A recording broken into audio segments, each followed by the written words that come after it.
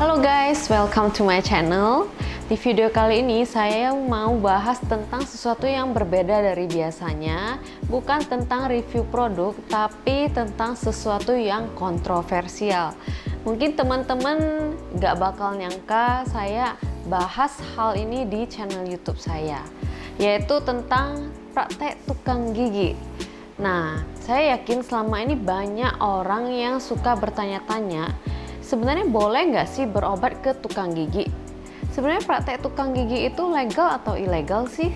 Bedanya apa dengan dokter gigi selain dari segi harga ya tentunya? Nah, kita mulai dari siapa sih tukang gigi itu? Sebenarnya tukang gigi itu memiliki pengertian sebagai orang yang mampu membuat dan memasang gigi tiruan.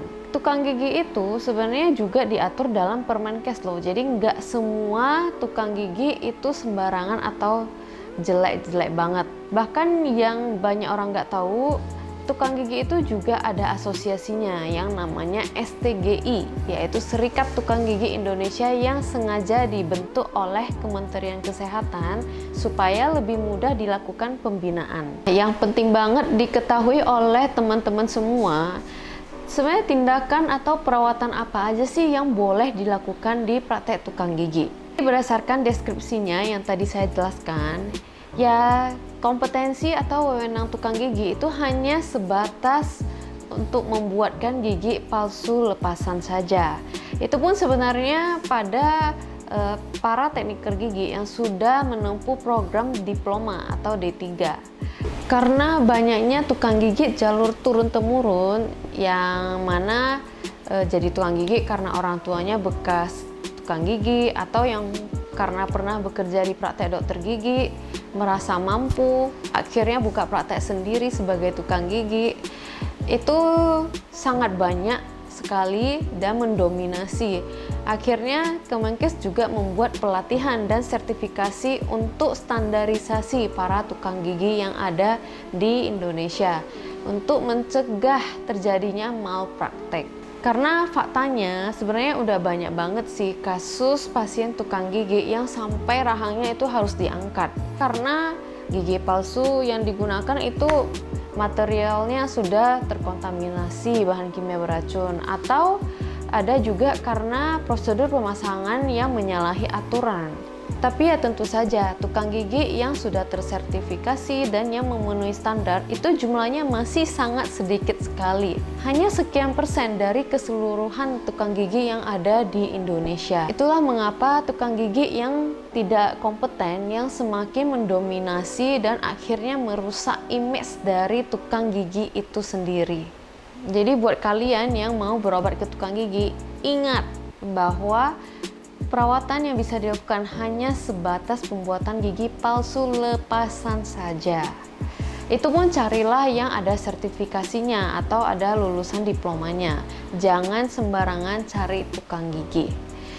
Dan jangan sekali-sekali melakukan perawatan atau tindakan lain seperti penambalan, pencabutan, karena itu sudah bukan kompetensi mereka, melainkan kompetensi dokter gigi. Buat kalian yang nggak tahu, sebenarnya kalau tukang gigi ketahuan melakukan pencabutan atau penambalan, pokoknya tindakan di luar kompetensi mereka itu bisa dikenakan sanksi. By the way, saya juga sering dengar ada tukang gigi yang menawarkan jasa home service atau pembuatan gigi palsu dari rumah ke rumah, dan itu sebenarnya juga udah menyalahi aturan. Salah satu larangan untuk tukang gigi yaitu melakukan praktek secara berpindah-pindah. Kenapa? Karena bayangin aja, seandainya setelah dibuat gigi palsunya kita punya keluhan atau masalah dengan gigi palsu, itu kita harus cari dia kemana, cari tukang giginya itu kemana. Dan di rumah setiap orang juga belum tentu higienis dan tempat duduknya juga belum tentu layak kan. Jadi apa yang bisa kalian lakukan di rumah? Yang bisa kalian lakukan di rumah adalah pakai serum dari Scarlett Whitening. Ini dua serum terbaru dari Scarlett yang udah rilis di Paris. Dan sekarang saya lagi rajin-rajinnya pakai kedua serum ini karena berasa banget efeknya. Kulit wajah itu terasa jadi lebih lembab, lebih cerah, dan kelihatan lebih glowing. Ini serumnya ada dua macam. Yang pertama ini adalah niacinamide. Niacinamide itu bagus banget untuk kulit kita. Karena niacinamide itu bisa memperbaiki skin barrier, bisa mencerahkan, dan bisa melindungi kulit kita dari bahaya paparan radikal bebas. Oh ya, ini serumnya bisa digunakan di pagi maupun di malam hari ya. Sedangkan yang satu ini adalah Skin Smoothing Retinol Serum. Nah, kalau retinol itu berperan penting banget sebagai anti-aging dan cukup dipakai pada malam hari saja.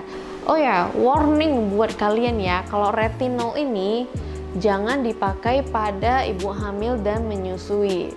Plus, retinolnya juga jangan dipakai pada siang hari, cukup di malam hari saja.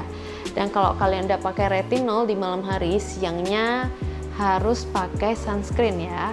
Buat kalian yang mau coba produk serum dari Scarlett Whitening ini, sudah bisa dibeli di e-commerce mereka.